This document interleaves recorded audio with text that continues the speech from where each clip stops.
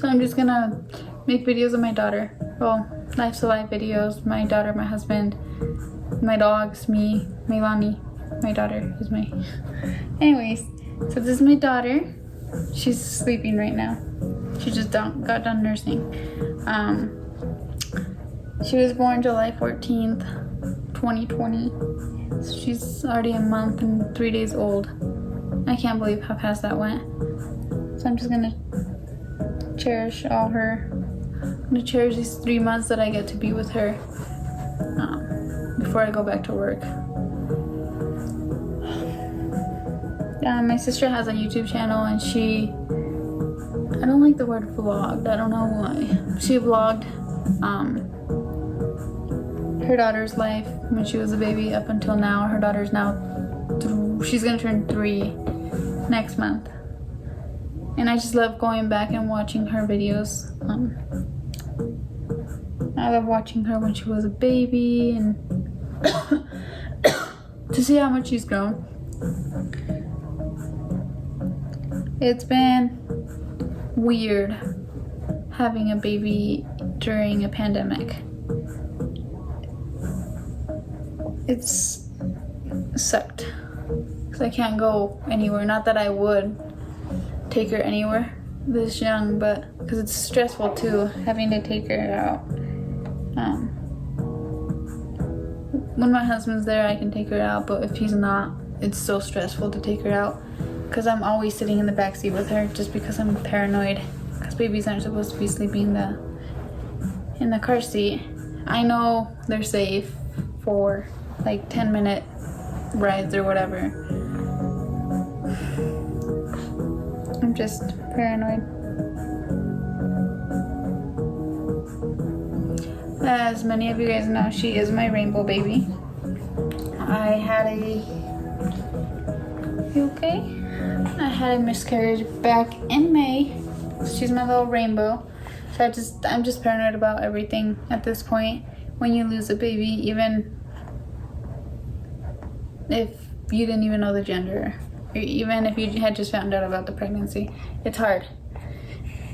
So I've been extra protective with her, especially during COVID. Only a handful of people have met her. One of her uncles hasn't even met her. The other one met her a day after she was born, and then another one on my husband's side met her at a month, and that was just because he traveled and it just made it a little bit harder. My friends haven't met her yet just because like I said, I'm paranoid. I want everybody to meet her. She's the sweetest baby in the world. I just love her. But it's just, I'm protecting her. I'm advocating for her. Like, she has no one to speak. Obviously, she's a baby, so she can't speak for herself, but I'm protecting her. As well as her husband. My husband.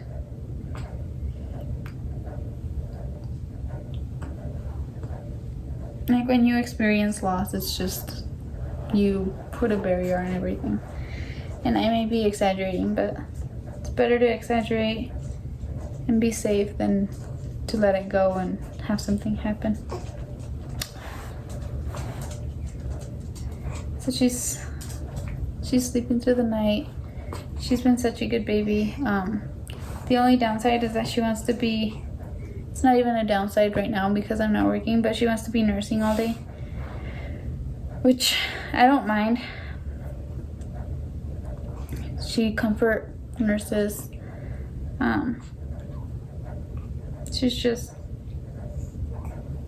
She's a good baby.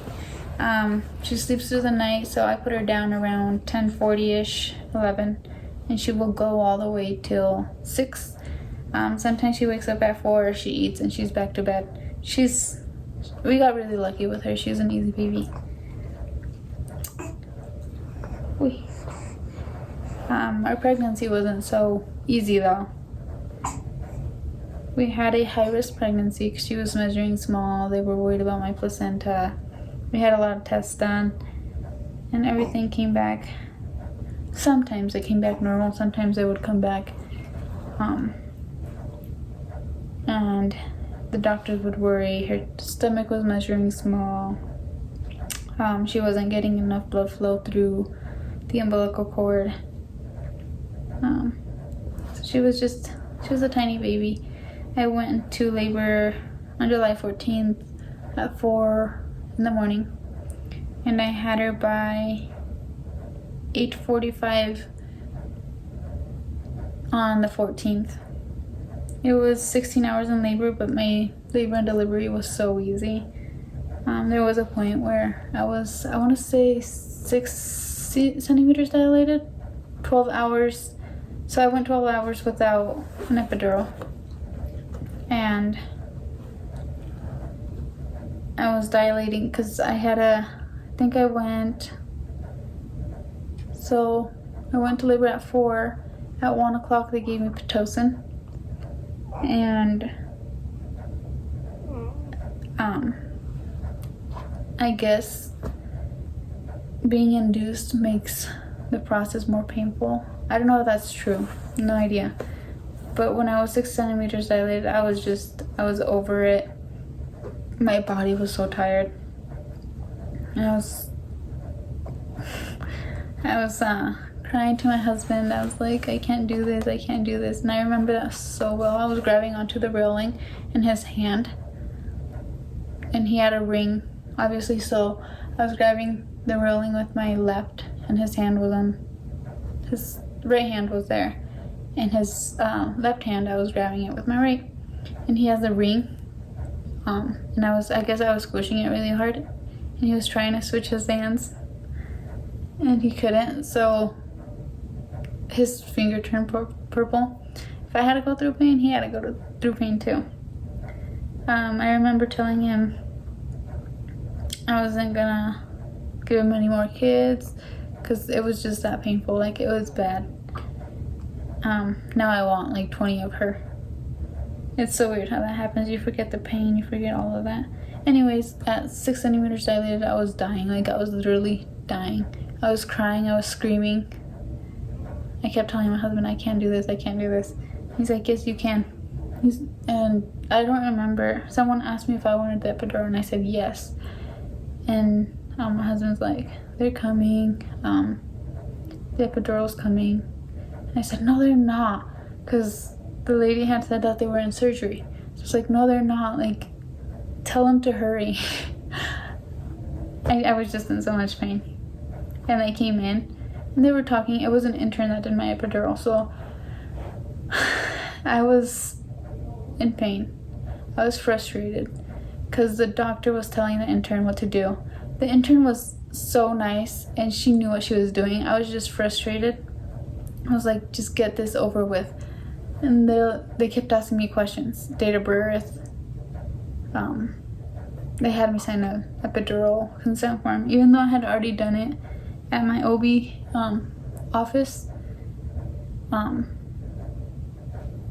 I was just frustrated, and they kept asking me things, my weight, my name, my date of birth, like all that information, just to make sure that I was a patient on their form. And so they had me sit at the edge of the bed, and the doctor was walking the intern through the epidural, and she was like, you're gonna feel a little pinch. And I was like, is this local?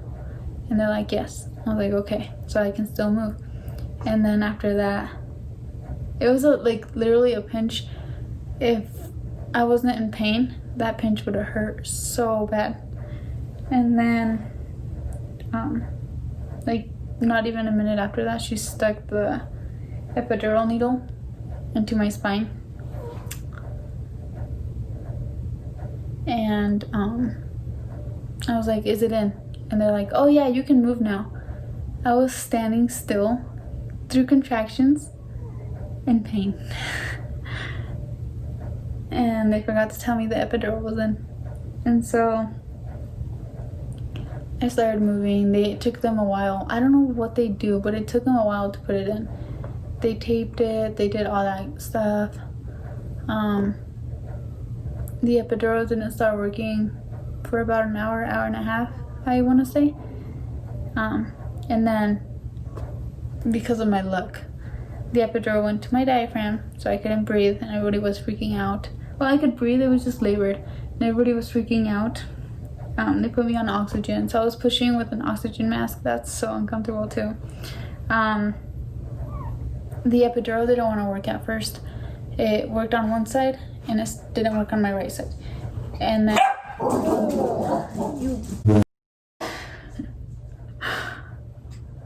sorry.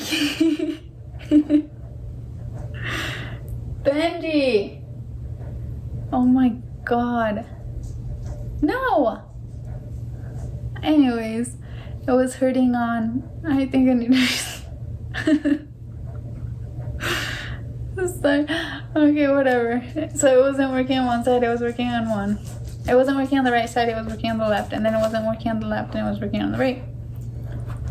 And so they stayed in the room until it started working. And they asked me if my legs were heavy, and I said yes, but I can feel some pain. Can I help you? You scared the crap out of me. Go outside. He's outside. Go with your father.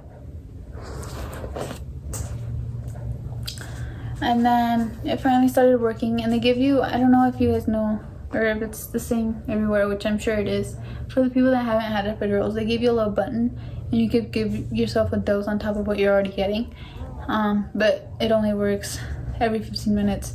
So I would press it, because the epidural, for some reason, it was wearing off pretty quickly. So I would press it, and I would feel so much better. And then I would press it again, and it would tell me it wasn't time. So I was like dying there. But I mean, the pain that I was feeling with the epidural was so much better than the pain that I was feeling without, if that makes sense. And then, I don't know what happened. Oh, her heart rate started going down in the low 100s, and that's really low for a fetus. So they were worried. So she's like, I'm gonna do I don't know what it's called. We're gonna stick a little metal in her head to make sure she's doing okay, but prepare for a C-section. So that freaked me out. So they did that monitor on her head, and she was good. And when she did the monitor, she said, "You're ready to push." So I was already dilated to a 10. So I started pushing. I couldn't feel. I mean, I could feel, but it was numb from here down. I could feel some pain, but when I pushed, I couldn't feel anything. So she let me push to see how my pushes were. And I started pushing, and everybody's like, "You're doing good. Your pushes are doing good." And it's really weird because I couldn't feel anything. But I was trying to avoid that C-section. And then, this video is way too long. Is there anybody watching? And then, so I pushed for about an hour and a half to 2 hours, around there. I started at 6:30, I want to say, and I had her at 8:45. So around that, an hour and 2 hours. So an hour and 45, whatever. So I got her out. She was good. She was healthy. We didn't know the gender, so that was really fun for me. My husband didn't like that idea, but I loved that everybody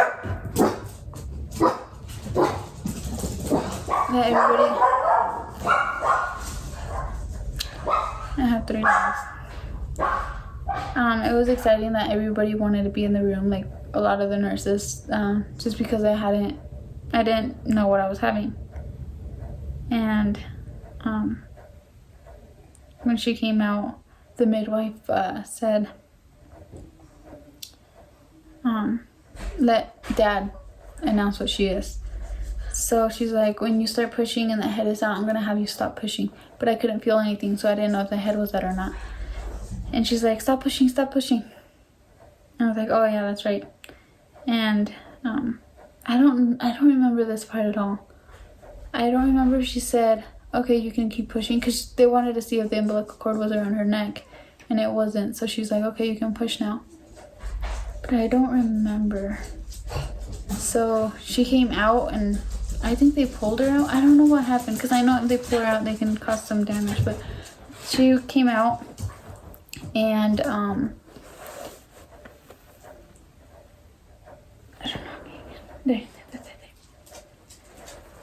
she came out, and I was spaced out. I remember being like this, and my husband, the baby was already right here. Like, the baby was already in front of me, and I don't know why I wasn't looking at her. And my husband's like, it's a... And the nurses are like, girl! And I just looked at my husband because he wanted a boy. And he said that it was a boy. He knew it was a boy. The whole 9 months, he knew it was a boy. Knew. And so, little girl came out, and he's like, boy. Like, he was so disappointed, you can tell. And gender disappointment's a thing. And it's okay, I didn't get mad. I actually got kind of sad for him because he wanted his boy. I loved her. Like, they put her on my chest. I'm like, this is the cutest baby I've ever seen. It's a girl, but it's the cutest baby I've ever seen. I didn't care what we had, boy or girl. I was content either way. But I was more prepared for a boy because my husband kept saying it was a boy. And he was disappointed. It did take a little while for him to get used to that. We have a girl, we don't have a boy, which was okay with me. He just wanted his little boy. My sister said I was gonna be a girl. I didn't really believe her. My mom, I think, said it was a girl. My sister-in-law said it was a girl, and they were so set on that. I think my mother-in-law said it was a girl too. And they were set on it. I just didn't know. I wasn't sure, but I was happy. I had my little girl. And now I don't see myself without her. I don't see myself with a boy. My husband is super sweet to her. And I'm sure he doesn't see himself with a little boy anymore. Right now, at her as a little boy. I think the main reason he wanted a boy is to take him hunting, fishing, four-wheeling. And I told him, like, well, you can take her to do all that stuff. I love doing all that stuff except for hunting. Like, there's no difference. She's just a little girl.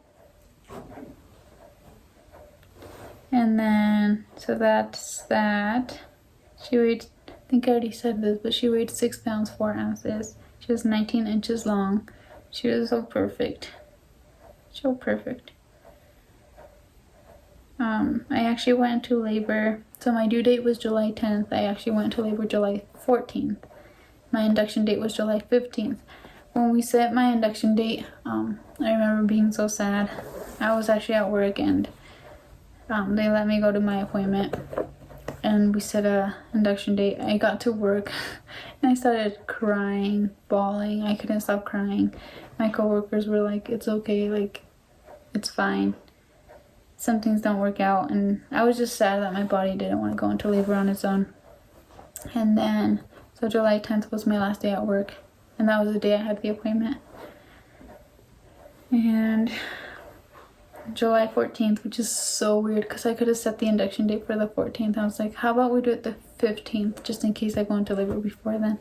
And I got so lucky to be able to experience going into labor on your own. I was so disappointed in my body, and then I go into labor. We've been doing so good. She's breastfed. I'm pumping. Like, it's been such a good experience. I'm tired. I feel like this is all we do all day, so it doesn't give me a chance to do anything. So my sister helps me a lot. When she comes over, I like to clean, and it sounds weird, but that gives me a little break.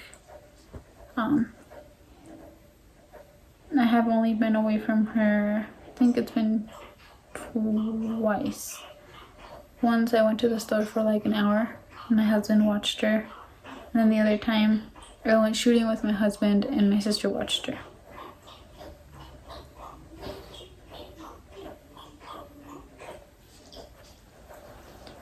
So yeah, that's how she's doing. with my labor and delivery. I'll keep posting videos. I'll try to do one once a month. If not, every couple months. I need to find the time to do them.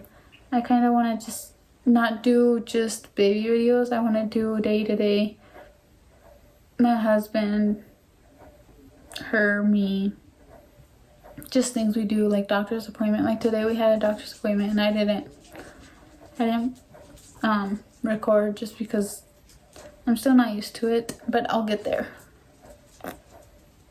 And this video is super long, so whoever's still watching, thank you. Go ahead and show my baby.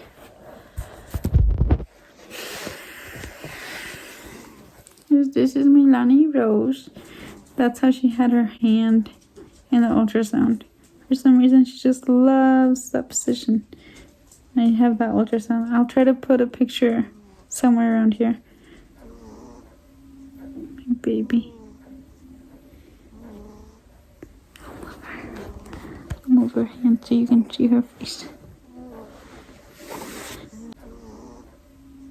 My baby. Move her hand so you can see her face. This is my little baby. I'm so in love with her already. Like she's perfect. Alright, thanks for watching.